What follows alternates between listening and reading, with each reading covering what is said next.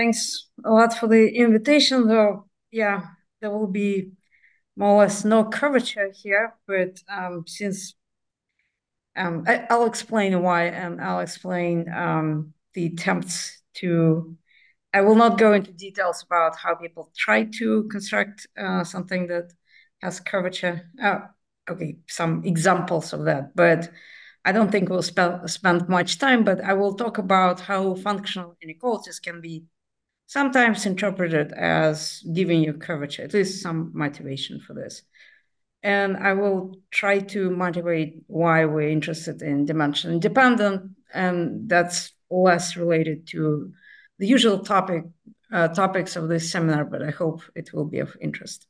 So this is based on joint work with Fabrice Baudoin, who is now in Europe, and Lengbing Luo, who is moving from Lehigh University to Canada, and Rohan Sarkar, who is my postdoc at the University of Connecticut. Okay, so yeah, I have to say that it's a little bit intimidating to present anything about sub-Riemannian manifolds, that I should probably call something else with this audience, but I will use the terminology that people now use in the field. So the main object is a smooth manifold, connected smooth manifold. And we assume that a sub-bundle of the tangent bundle, first of all, satisfies Hermander's condition, which means that at any point of this manifold, the vector fields, the section, when you take Lie brackets, all Lie brackets up to some order, usually, they generate,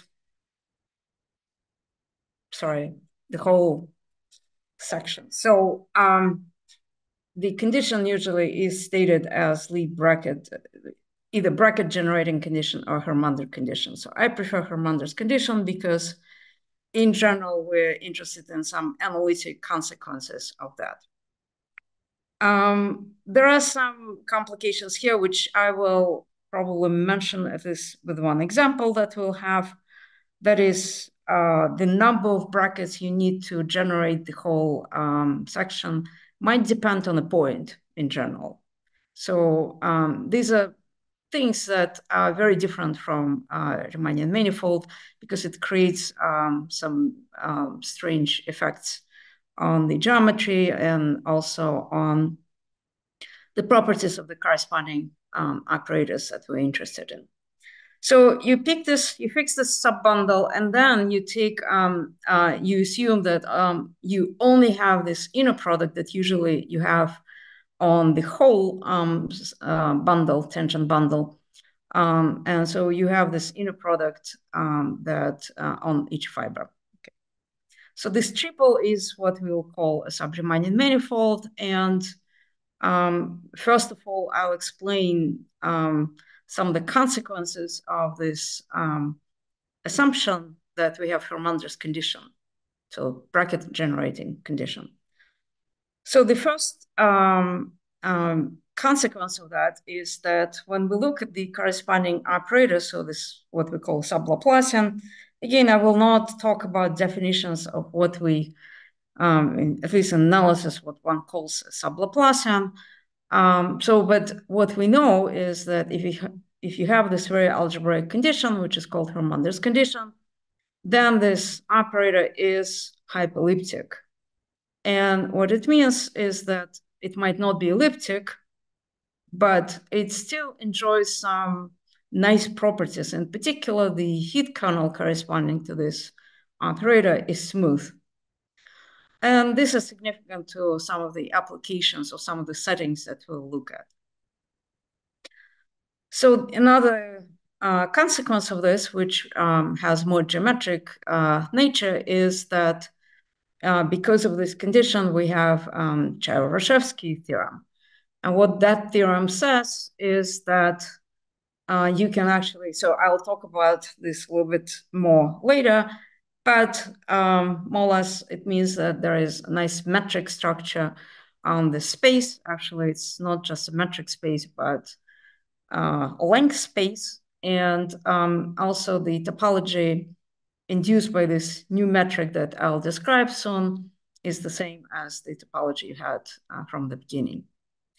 So this fundamental assumption, Hermander's condition, is essential for both analytic results that we'll be using or talking about, and also for geometric or topological consequences. So the last thing on this slide, so this is what I just described. It's really more or less an introduction, so I'm not stating any theorems, any facts here, but I wanted to give you a feel for why you have this assumption and why it's fundamental. So another nice property of the sub-Laplacian is that it has this, what this we in analysis and probability call diffusion type condition. That is, you can express what we'll call a horizontal gradient here in terms of integration by parts formula, like this. And so this means that in particular, you can, there are lots of things hidden here, right? That you can apply your sub-Laplacian to square some smooth function, which is okay. So you also probably should think about what is the space of functions on which we can actually consider this operator. I will probably not spend too much time on this until much later, but these are all things that people actually studied for many years, and therefore, at least for some large examples of such manifolds, you can make it rigorous, and it shouldn't be a problem, but there will be some other problems that I will mention. Are we still okay? So, by the way, yeah, I'm happy if you interrupt me and ask questions. Okay, so at this point, we usually introduce the first non-trivial example. And as you can see, I'm extremely still very excited about this, even though I mentioned it many, many times in my talk. So the first non-trivial example is the Heisenberg group. And surprisingly, people still study this setting. And I think Nanbing actually will talk about this group much more. So I only mentioned here the basic three-dimensional Heisenberg group. So what is it? It's actually the Heisenberg group of just two-dimensional vector space equipped with a symplectic form. So in this case, this is the symplectic form, and it's the standard symplectic form. And so what you do, you take what in some other fields you would call central extension. So you take R2, which is an abelian group, right, with addition here. So this is what you see.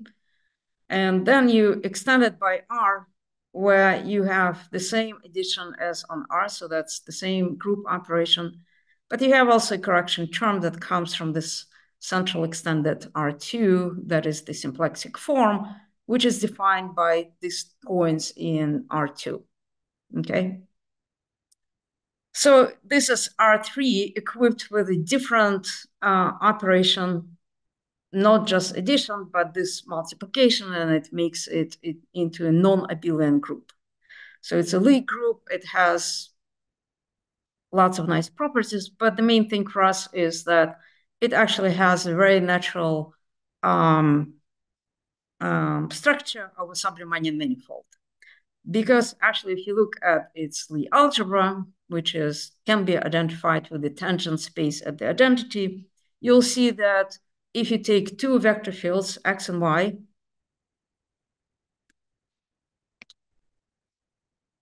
and so the Lie algebra is three-dimensional, then you'll see that you can choose it in such a way that the third one is Lie generated by these two.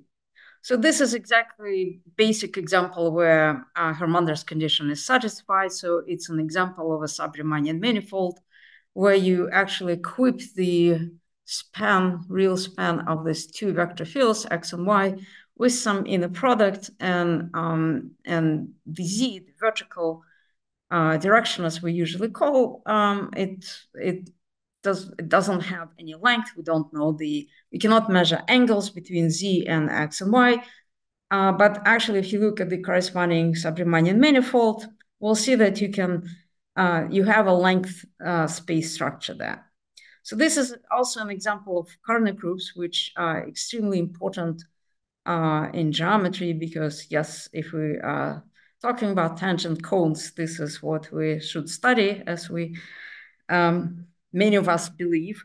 But I will not talk about it too much here, but I might mention some of the complications. So that would be the object that we want to study, but it's quite difficult actually from the point of view of this function inequalities that I'm interested in. So basically, Karnaugh group can be usually described as Euclidean space, so it's Rn, which is, so this is what's written here and here, where you have part of this Euclidean space, if you think about Lie algebra first. So this is your H. So H is the horizontal directions. They Lie generate the whole thing. So when you take brackets of vector fields from H, you actually, from H, you actually generate the whole Lie algebra G. Okay, and this is what this is the main assumption we have on sub-Riemannian manifolds. So the only difference with the difference with with the Riemannian setting is that only H will be equipped with this inner product. So how do we induce the length space structure on these spaces on sub-Riemannian manifolds? Well, you take, so here I actually replaced my manifold with a group for different reasons, mostly because this is what we'll have as the main example, and because it's easier to explain here. So what we do, we actually take a path in the group such that the corresponding Moiré-Cartan form, which is, you take the derivative, the tangent to your path, and you pull it back to the identity. This is where you know that you're in the Lie algebra again. And because you identify the Lie algebra with the tangent space at the identity. And then at that point, at the identity, at your starting point, you actually have this split, right, of the tangent space into the horizontal space and the vertical one. And so the requirement we have is that this horizontal path then should be in this horizontal path. So if you think about more general sub-Riemannian manifold, you take the tangent to your curve, and the tangent should be in the fiber, horizontal fiber at that point. Okay, is it clear? Are we okay? Somebody give me a sign. Am I talking into space? Can you hear me? Sorry, I was muted. Yes, we're good. We're good. Yeah, we can hear you. Okay, Yes. good. No, I'm just. Good. I was Yeah. muted. I was answering, but I realized I was muted. Everything is fine. Thank you. Yes, good. Okay, so then the main thing is that once we are in this horizontal fiber, horizontal subbundle, we can measure things, right? We can measure the length and so on. And this is what we do now. So this is what, so we have a length. And the only thing that we need to remember is that actually it's really not clear if we can connect any 2 points by this horizontal path, okay? And this is where we actually go to, and this is where this Hermander's condition becomes essential, because the Cheryshev-Rashevsky theorem tells us, yes, you can connect any 2 points in your manifold by horizontal path. The proof is actually very non-trivial. So it means that the distance that you induce, Karnaugh-Karasyador distance, is finite.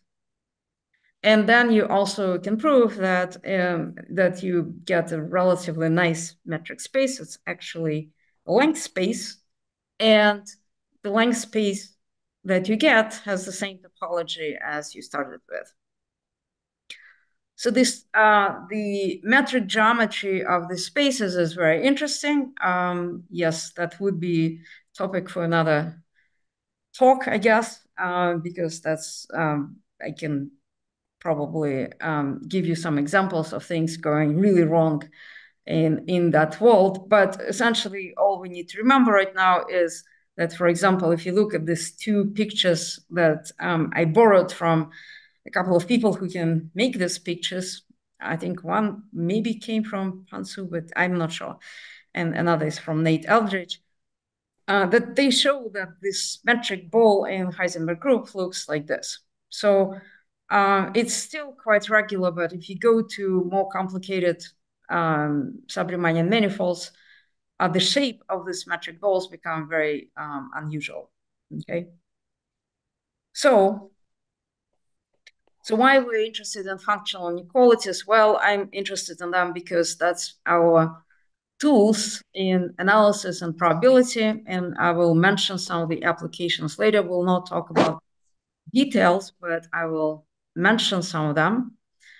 And so on this slide, I list some good stuff, and you can see that I'm not very positive person, as some people claim, because I have very few positive things here to say, but I have lots of negative stuff. So the positive thing is that we have this horizontal gradient that I mentioned before. Remember the integration by parts formula. And for Lie groups, you can define it in a different way, so it's okay. Another thing that we have a length space, which is really nice because we can actually talk about geodesics, and then things become really complicated, but we'll not get into this. But again, we can talk about it outside of this talk. And then come complications. So one of the complications is that in general, you don't have a canonical reference measure. And this is very different from the Riemannian setting because we don't have the Riemannian volume measure here. And so it's not always clear which measure to choose. So if you're on Lie group, then you have a choice and you can actually deal with this relatively easily. Even if you pick a measure, then it's very difficult to see if your Laplacian or sub-Laplacian has nice properties with respect to that measure, because again, you don't have this consistency. So again, there are all these attempts to build measures, and again, it's different matter. Again, our examples will be where we can identify these measures. So most of the examples I will be talking about are Lie groups, and actually most of them are unimodular group, and therefore we have a Haar measure that we can use. So that's okay. But there will be at least one example where it's not so clear, but we can still, so as long as you are close to Euclidean space, you can do this, but later it becomes a little bit more difficult. Another complication is that, yeah, it's nice to have a hyperelliptic operator, but it's still not elliptic. And therefore, we cannot expect the same kind of properties that we have for elliptic operators. So we'll see this in functional inequalities, what we expect to prove. And now come things that are probably much more relevant to this crowd, which is that some of the basic geometric techniques that we use in Riemannian geometry. So if you have an elliptic operator, you have curvatures, right? And for me, of course, that would be curvature dimension inequality, Bochner type techniques. And all of this is not available or available in a very reduced manner. So I will also mention that a little bit later, but essentially you cannot go much more beyond step 2 things, meaning that you only can take 2 brackets just one bracket to generate your whole tangent bundle usually.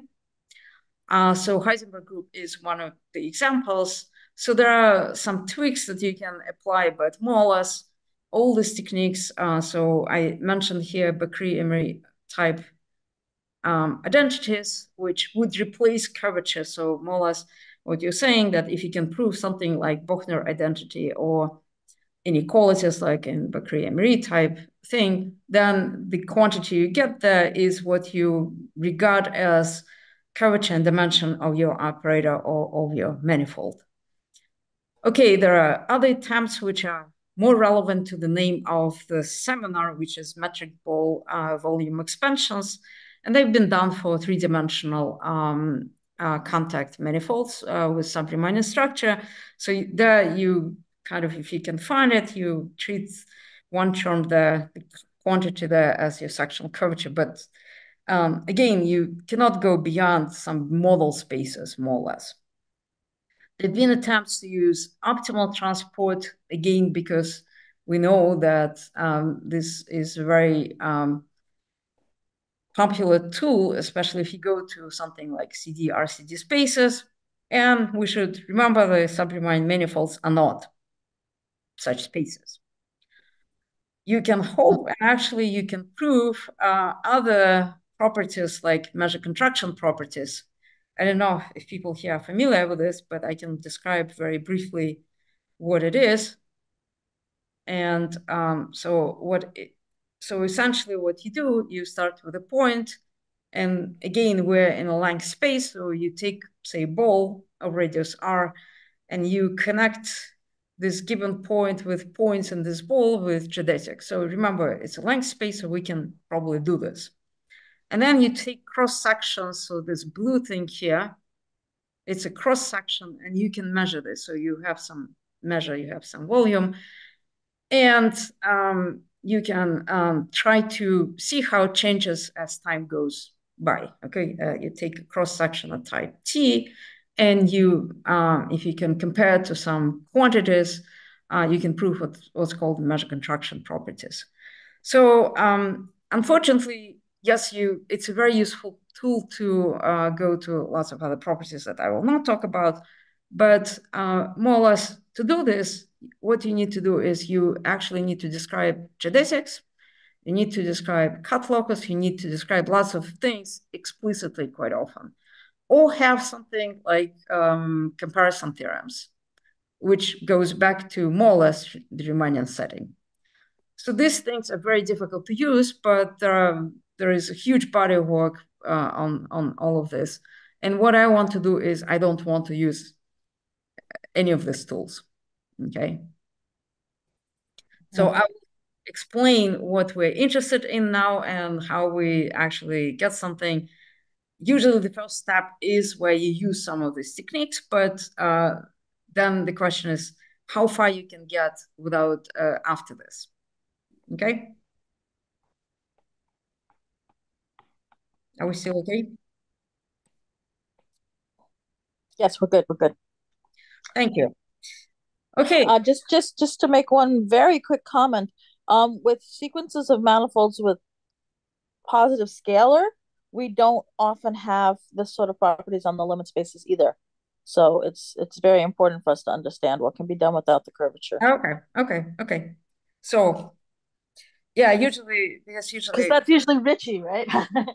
Yeah. So but because so I'm so understanding what to do without curvature dimension conditions and is great. Okay. Yeah. So I just came from Vienna where I was talking to a bunch of in-part geometers, telling them that I don't need curvature, but it went okay. I'm still alive. Okay. So here are several functional inequalities. I understand that they might seem like a little bit too much here, but I will try to go over them relatively quickly, not because we shouldn't be paying attention to them, but because we don't want to spend too much time on little details. But I will try to explain things here. So we start with what's called a Markov semigroup. So I can give you a definition, but essentially what we should think about here is we take our manifold or metric space, we have some measure there. So for us, it will be the heat kernel measure, meaning that we have our sub-Riemannian Laplacian, we have the heat kernel, and we have some reference measure. Okay, so for example, on a Lie group, that would be Haar measure times this hyperelliptic heat kernel. Why we want to do this? Because actually in infinite dimensions, which is what I used to be very interested in, still interested in, but I have other stuff to do also. When you go into infinite dimensions, you definitely don't have anything like Haar measure or Riemannian volume or Lebesgue measure. So this is really our replacement for Gaussian measure. Okay, it is a choice, but it's a natural choice for many of us. And because we have heat kernel estimates usually and things like that, right? Okay, so the first thing is, so this is a semi-group. So it has a semi-group property. So the first one is a gradient bound, a gradient estimate. So it's for p, any p from 1, but not including infinity. And so essentially it tells you what happens when you exchange the gradient that we have, by the way, with the semi-group, okay? So for example, take p equal to 1. Then clearly they don't always commute, right? And if you can measure this defect, right, by this constant, which in general depends on time, depends on p, you're good. So for example, for the Riemannian manifolds, especially if you have positive curvature, you can write this estimate and you will have some curvature bound here, okay? So for example, if you go to some other less smooth, even less smooth than sub-Riemannian manifold settings, fractals, blah, blah, blah, all of this, you might still be able to prove some of these inequalities, and you can try to interpret some of the quantities you get here as your curvature, okay? So this is one of the ways of, we're not using curvature, but we can still see this defect, like deformation or some not flatness of your space. We are also interested in reverse Poincare and log Sobolev inequality, and the reason for this, so the reverse means that this inequalities are reversed here. The reason for this is that this is usually the best we can hope for in sub-Riemannian setting. But they're still useful, as we'll see. One of the things that you'll see, I guess, a lot in Deng Bing's talk is this series log Sobolev inequalities. They're extremely important in infinite dimensions because they usually, the constant here is usually dimension independent. And why they were introduced many years ago, it was because they were used for hypercontractivity. And for hypercontractivity, you actually need them to be, because if you do it in infinite dimensions, you really shouldn't have the dimension there. So it was usually done for the Gaussian measure. So this is classical gross log Sobolev inequality. And when you move to Riemannian manifolds, this constant here will depend actually on the curvature, Ricci curvature bound. So I'm hiding this information exactly because we don't want to do it, right? But okay, so here's one of the applications. So, and I did put it here in using Riemannian manifold setting. So this is what's sometimes called Wang's harmonic inequality. So what it does, it compares your semi-group where P goes inside here, right? At 2 different points. And it says that the difference between those two can be expressed in this multiplicative correction, which looks kind of okay, right? It's e to distance squared times some constant. So what is the constant here?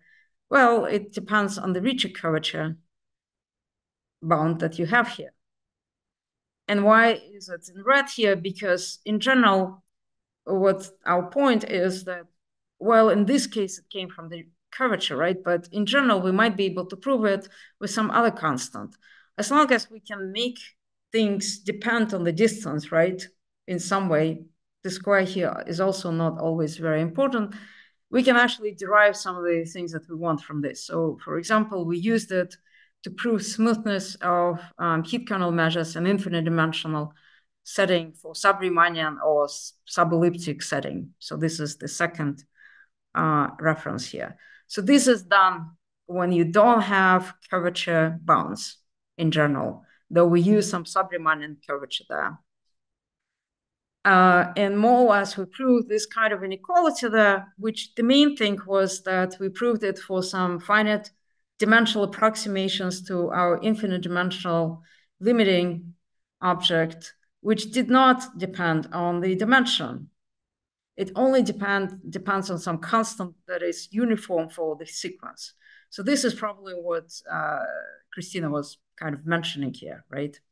You want some sequence, and this is exactly what we did with Bruce many years ago in the Riemannian setting for the inductive and projective limits of some Lie groups, and then you can prove things or prove or reprove things for loop groups, for path groups, and things like that. So this is really gave us new ideas of why this kind of function inequalities might be useful. So essentially, the statement is that if you can prove this kind of inequalities, sometimes you can prove this for the limiting object. And this is interesting for understanding, for example, what is hyperellipticity in infinite dimensions, which again, I will not have time to talk about, but this is really an interesting question because it comes up in lots of stochastic equations applications, which or some dynamics there. Okay. So for the inductive and projective limits, the Ricci bound is not needed. We actually had a Ricci bound there, but later I realized that this is really just a convenience that we have in that case. And for example, in this work with Fabrice and Tai, we did not have the Ricci curvature bound because the approximation was using Heisenberg groups. Okay, so the new, okay, great, thanks. Yeah, and I had another paper where I was explained that, yeah, but yeah. But it doesn't mean that we have lots of examples where you can do it. Yeah. Right, okay, thanks. Okay, so finally, the general result is this, and I will try to go a little bit faster here. So, so suppose we have length space, so with all kinds of good assumptions. So, and we assume that it comes equipped with, so we consider Lipschitz functions there. So bounded Lipschitz functions, that's the space of functions we have. And we assume that it comes equipped with upper gradient, actually strong upper gradient. And again, we shouldn't really think about it too much about this here, because in all our applications, it will be horizontal gradient, which is definitely of this kind. Therefore, we're fine. Okay. So we do use the metric structure, but actually we have a very nice metric space. So that's kind of okay. So this is the setting. And so what we want to do is we want to actually consider some heat kernel or Markov semigroup on that. And this will come from solving some heat equation, as I mentioned before. And then you'll have the heat kernel measure, which consists of some reference measure that will fix times the heat kernel. Okay, so that's the object. Remember, I had semigroup, so we'll have that.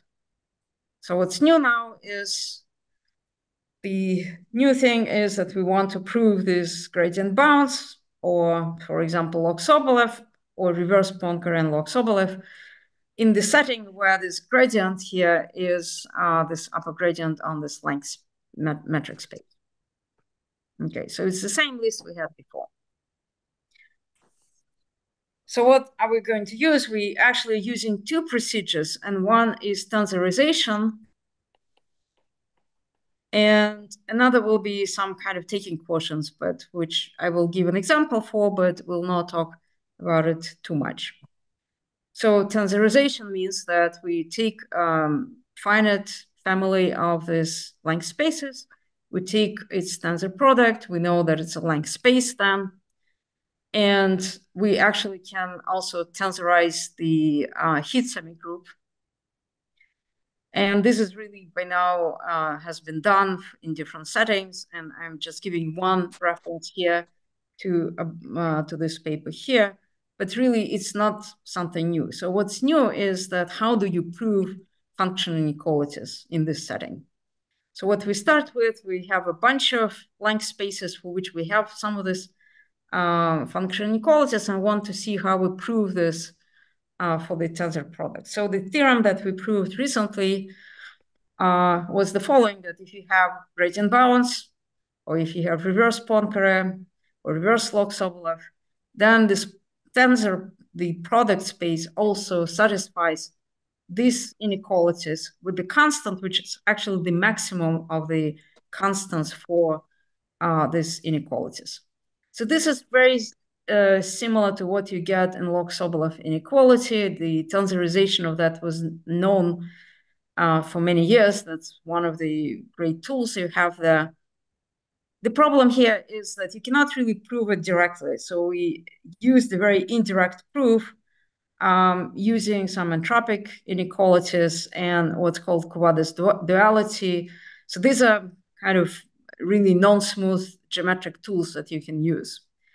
So this is really new because a naive approach here doesn't actually work.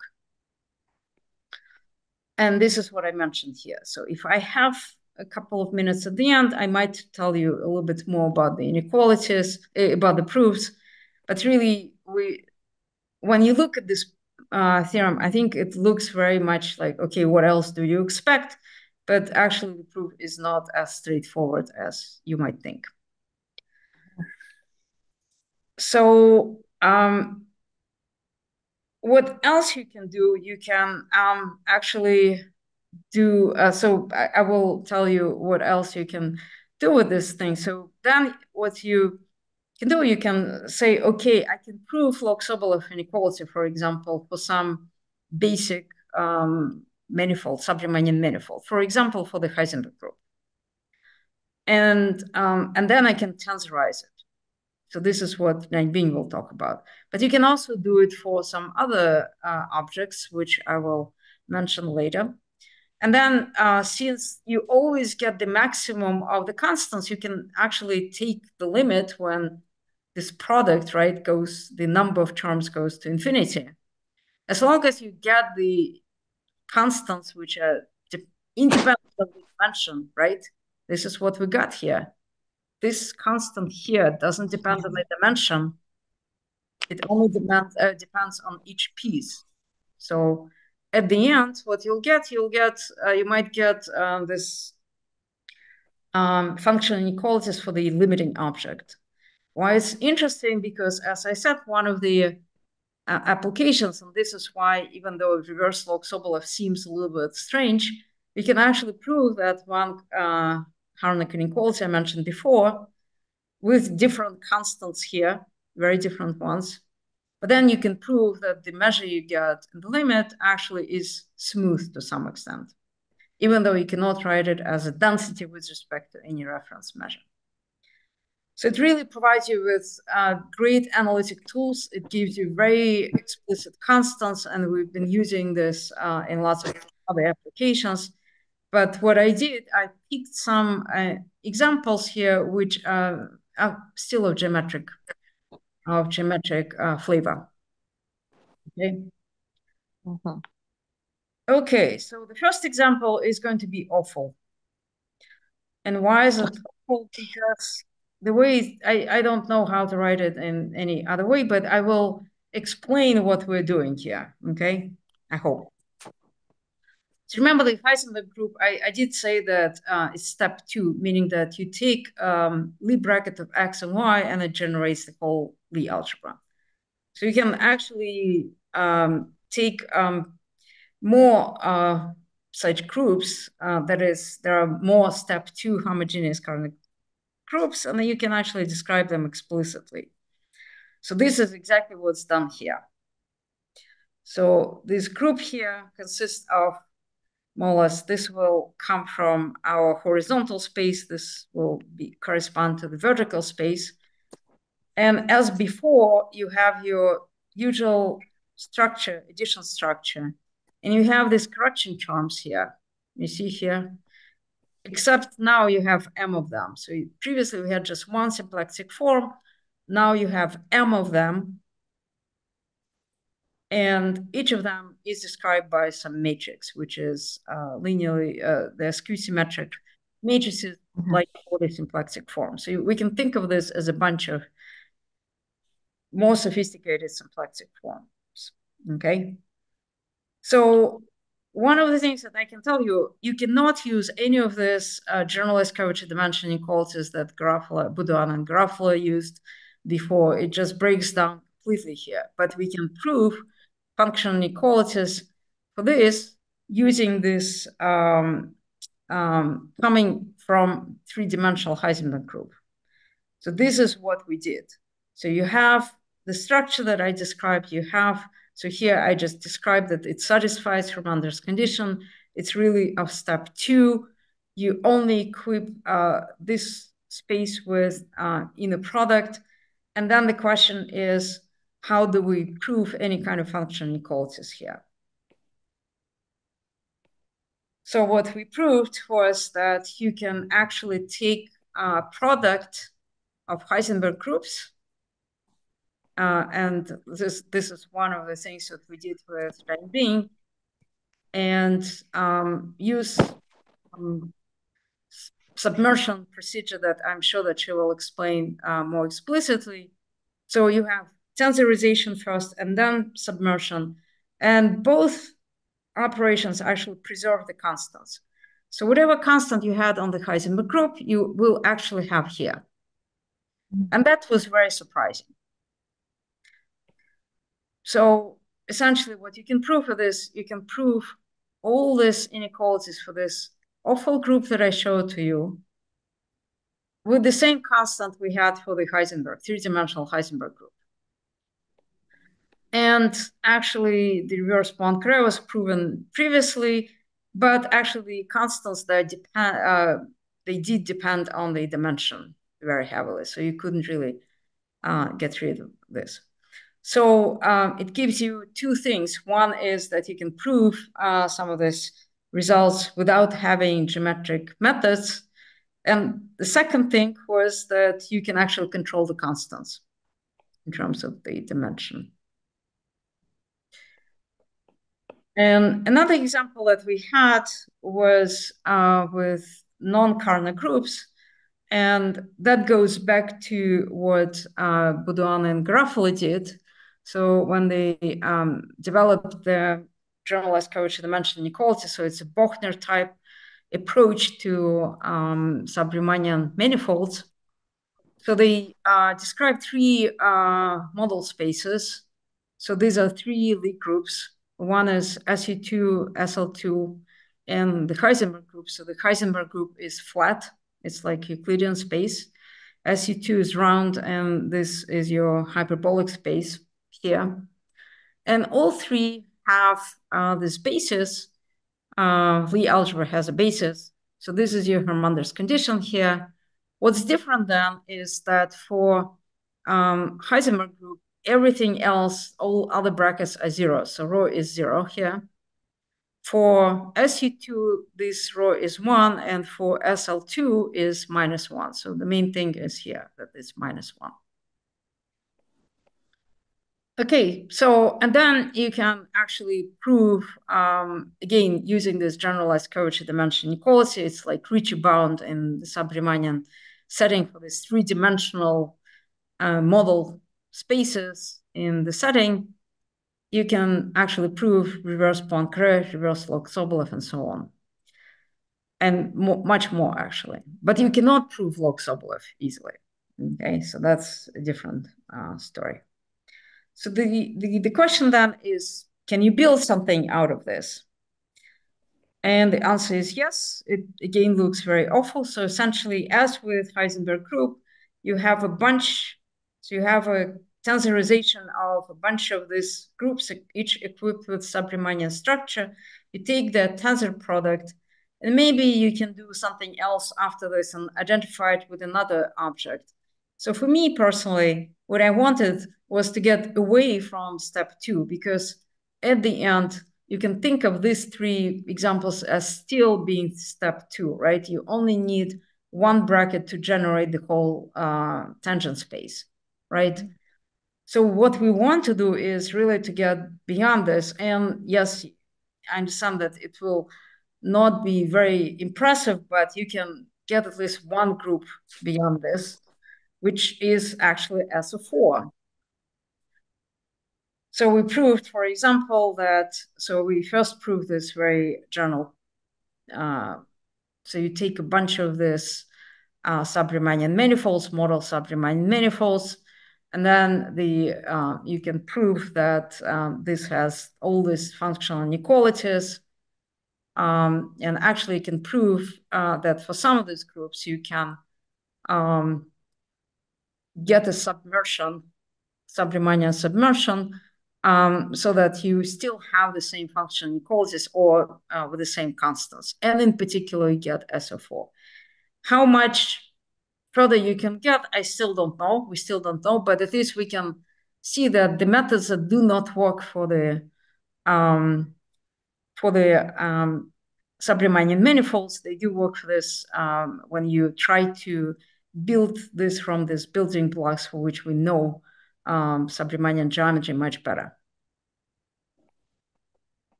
Okay, so maybe I'll skip this. So this slide actually shows that in this case, we can not just prove that functional inequalities, but we can prove them with very explicit constants. So we can control them.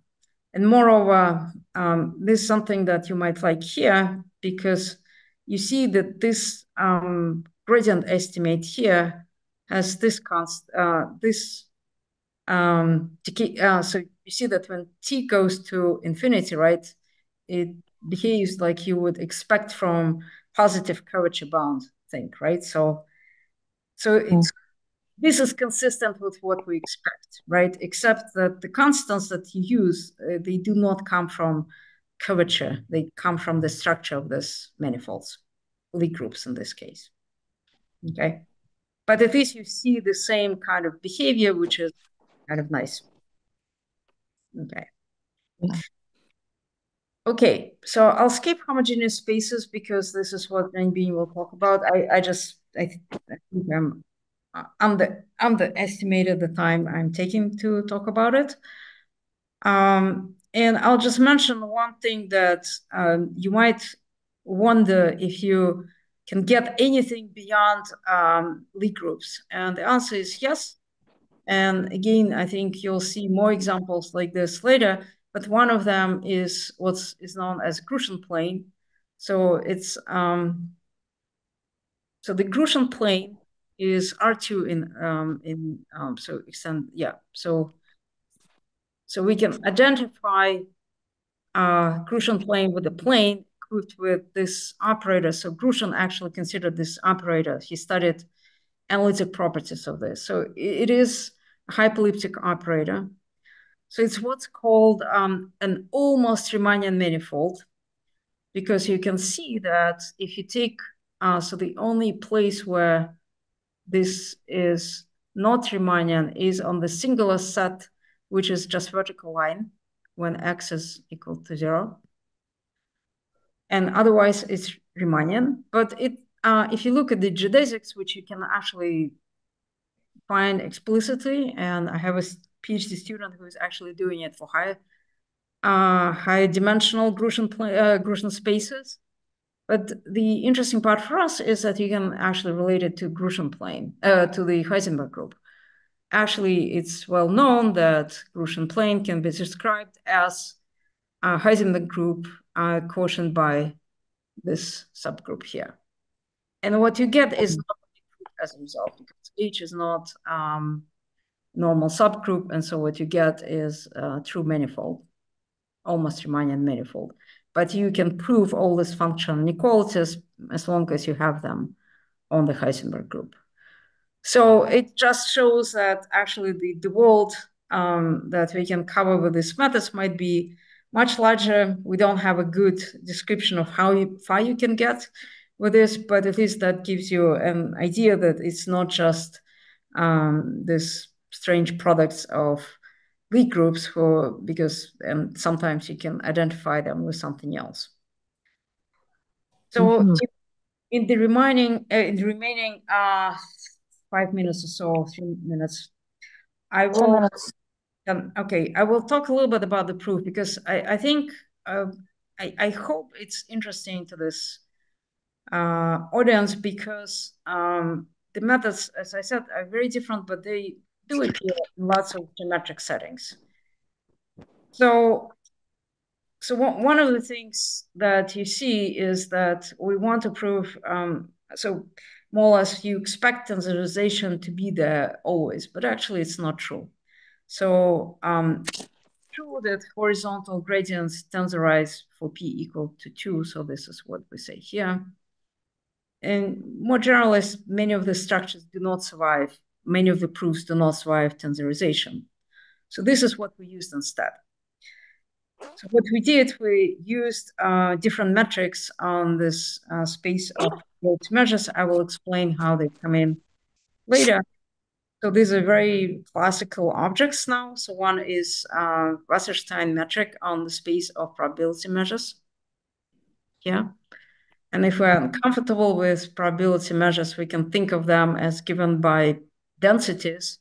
And then this is just really, what is it? It's just space of densities of these measures with respect to some fixed reference measure, okay? And so what we do, we take couplings of these measures, which I will not describe here, but more or less we have marginals that are given by mu and nu, okay? Kind of fix one. The other one is given by mu, and the second one is given by nu. And this is a true. So if you start with a nice metric space, you get a nice metric here. So you only take built in here is that you have moments for these measures, right? So this is the distance that come from the metric space. And so we'll see that you can use this Wasserstein metric or Kantorovich metric, depends on what you, the names you want to use here, to actually prove some of these function inequalities. Another nice metric that you have is what's called Hellinger metric, again, very much used in this community. And it's defined here. So you pick some measure M, okay, reference measure, and you take the measures which are absolutely continuous with respect to that. So these are functions, right? And you take this L2 norm here. So there are lots of questions you might ask. Does it depend on the choice of this measure M? The answer is no. So there are lots of good properties of this, but the main thing is that this metric is really nice. It tensorizes, and this is what we need, okay? So essentially, we moved away from something that did not tensorize to something that tensorizes well here. And this is what we used. But what I wanted to mention much more than this is this. I'm sorry, which one do you use? I will explain later. We use both of them, actually. You'll see. Use both of them. Okay. This is why I had to introduce them. Yeah. Okay, great. So we use Hellinger as kind of intermediate step because we really want to prove something for the Wasserstein distance. But we use it as you'll see in this theorem that Fabrice and Nate Eldridge proved before that. But the main thing geometrically, which I think is very interesting, is this theorem by Kawada, which is sometimes called Kawada's duality, which more or less says that, for example, for gradient estimates, you see this is our gradient estimate here. To prove it with some constant C, so this is the same constant here. You can prove it for corresponding, so you take your semi-group, or you take your Markov kernel, apply measures to, so you integrate the measure with respect to that. And you prove it on the space of this infinite dimensional space of measures, okay? And then you have some other tools to do this. Optimal transport or whatever you like, okay? So the point is that for the Riemannian manifolds, as we remember, what you get, if you have a Ricci curvature bound, you'll get E2 minus this kappa T here, more or less, okay? And the same here. So you have a contraction. So essentially what he's saying is that suppose you have some manifold on which you can prove this Wasserstein type inequalities, then you have the gradient estimate. So whatever is easier for you, but they're really equivalent, okay? He actually used as an example Heisenberg group, three-dimensional Heisenberg group, but this was the only sub-Riemannian manifold for which you could actually use this duality and prove the contraction for the Wasserstein. Okay, so now the proof goes like this. So you say that we can prove, so for example, we can prove this one's harmonic inequality here if we can prove things for the Hellinger. So if we can compare the Hellinger distance to the Wasserstein distance here with a constant, the same constant. So more or less the tool that we used was the following. So first we prove something of this type here.